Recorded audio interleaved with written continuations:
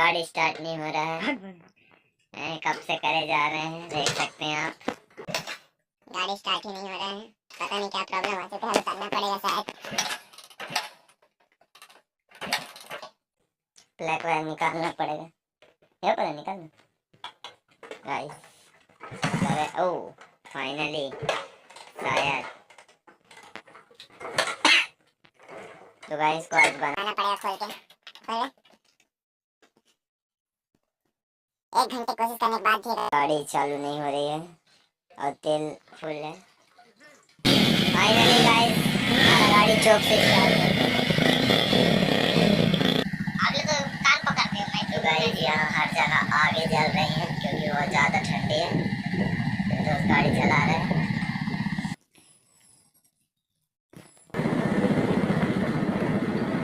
तो गाइस ये हम क्या करने हैं हमको नहीं पता, ये लेके आया है।